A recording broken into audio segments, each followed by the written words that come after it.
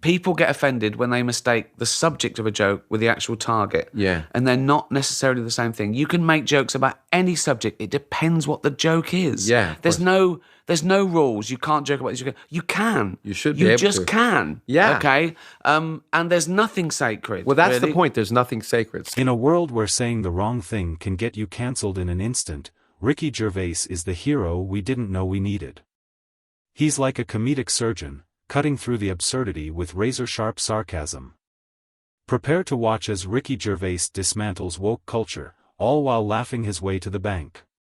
Well, when you go on the Golden Globes, a lot of time you are politically incorrect and hilarious, of course. Thank you. And so, Thank you.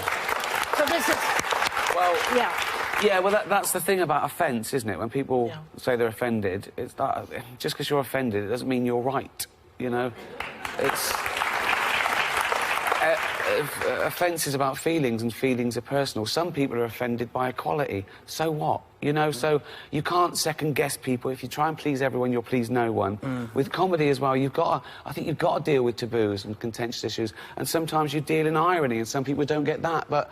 You know, you can't legislate against stupidity, otherwise you'll be doing nothing. So if you're saying anything... Let's start with a dose of reality from Ricky. Just because something offends you doesn't mean you have the right to end the discussion. Offense is a lot like Aunt Carol's tuna casserole. Some people love it, some people despise it, and others are simply allergic. Ricky has a point. If we begin banning everything that might be offensive to someone, we'll end up with nothing but cat videos. And even those could upset dog lovers. He doesn't just toe the line, he leaps over it with a cheeky grin. Apologies? Not in his vocabulary. He's got a point. If you're going to crack a joke, make it count. While woke culture demands that comedians tread lightly around sensitive topics, Ricky reminds us that true humor is about pushing boundaries, not tiptoeing around them as if sneaking out of a bad date. I stand up, I say, well, you can't say that. You've got to say, you don't find them funny, you know. And I hate it when people say, that joke was offensive. I gotta say, no, you've got to say, you found it offensive. Because it's all about feelings, and feelings are personal. And there's loads of types of comedy, and comedy evolves, you know. There's a new type of comedy at the moment called woke comedy, right?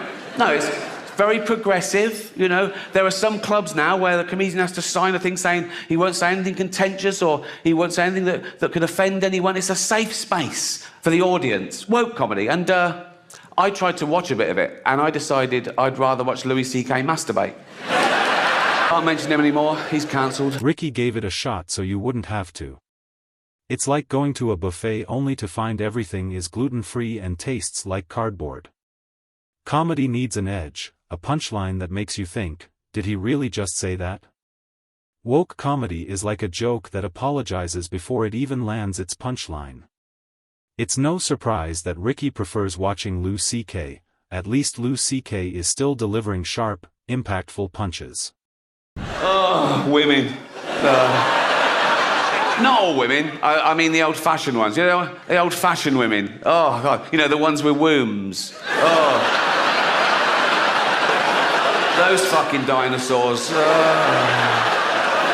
I love the new women. I know the new women. They're great, aren't they? You know, the new ones we've been seeing lately. The ones with beards and cocks. They're as good as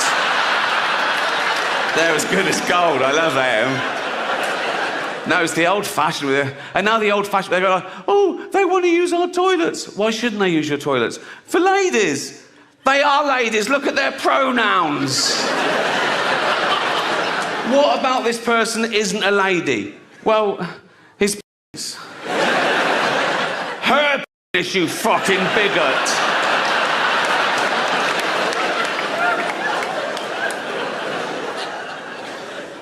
What if he rapes me? What if she rapes you? You fucking turf whore. Ricky plunges headfirst into the gender debate, and let's just say he's not holding back.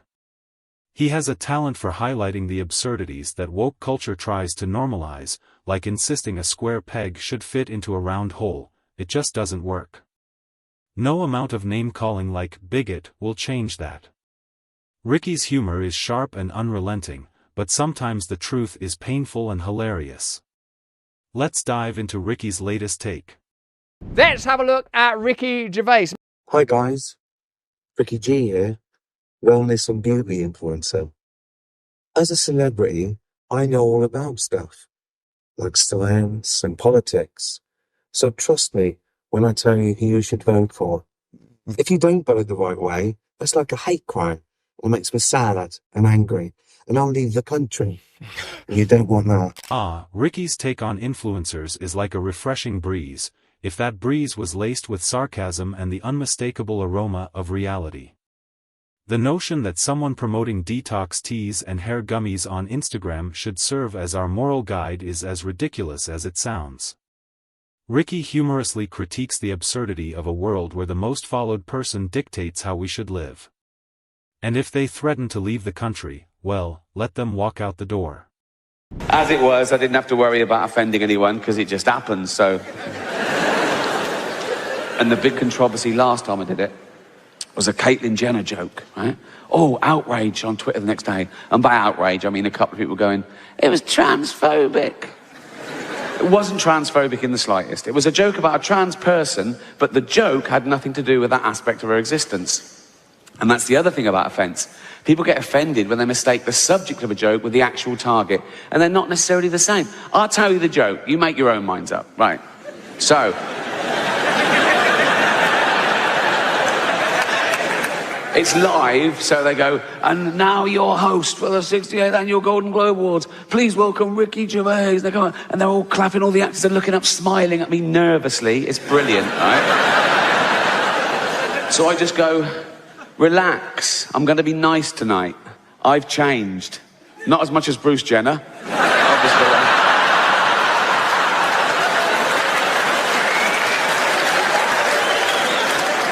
And I go, now Caitlyn Jenner, of course, and what a year she's had, became a role model for trans people everywhere, bravely breaking down barriers and destroying stereotypes. She didn't do a lot for women drivers, so that's a clever joke, and I'll tell you why, right? It's layered. No, listen, right?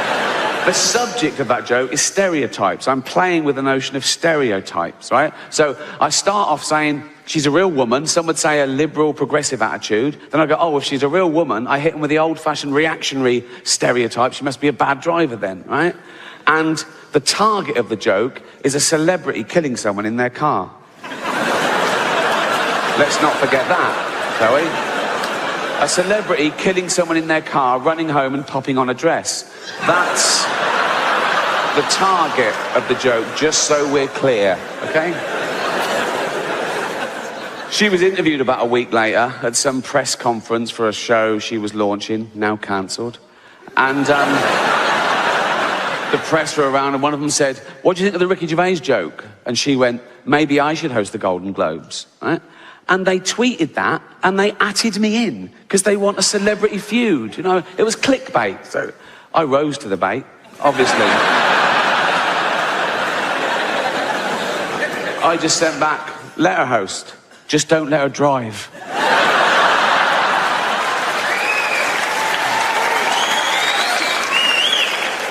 Another website that was in the room, Entertainment Weekly, they tweeted a different headline, and they atted me in as well. And their headline was, Caitlyn finally breaks silence over Ricky Gervais. I just sent back, at last. She always breaks too late. Bring it on. Bring it on. But I'm a considered comedian. I like my jokes to be accurate and my targets to be fair. So I was engaging these people. I was saying, why is it transphobic? And they were saying, it's about a trans person. I said, well, that's ridiculous. That's like saying a joke about Bill Cosby is automatically racist. It depends on the joke. But I was talking to them, I'm willing to learn, and I found out my crime was that I dead-named her. Now, I'd never heard that term, you know, before a day after the Golden Globes, and that was saying her old name, and even acknowledging that she used to be a man. But she did.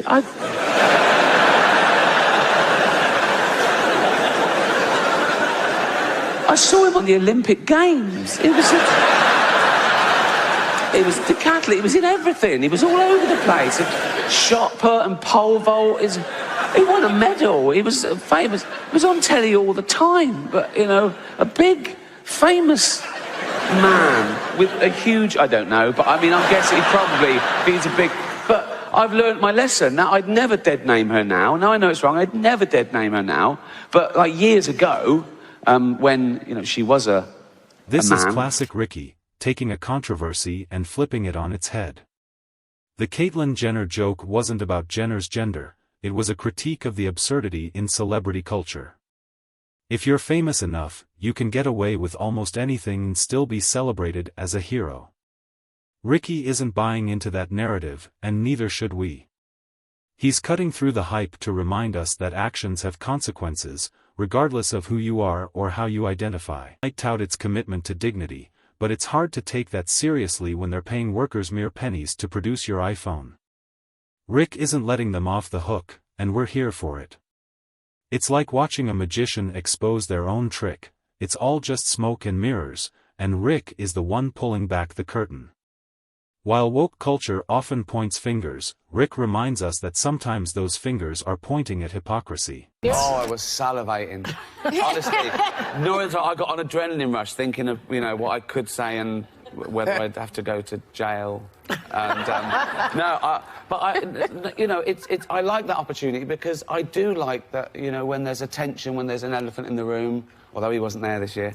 No, I do like that because I do like confronting that because I think it takes the audience to a place it hasn't been before. Mm-hmm. And it can be a mutual backslapping, you know, fest, fine, but don't televise it, you know, because I'm not doing it for the 200 egos in the room. I'm doing it for the 200 million people watching around who aren't winning awards, who aren't millionaires.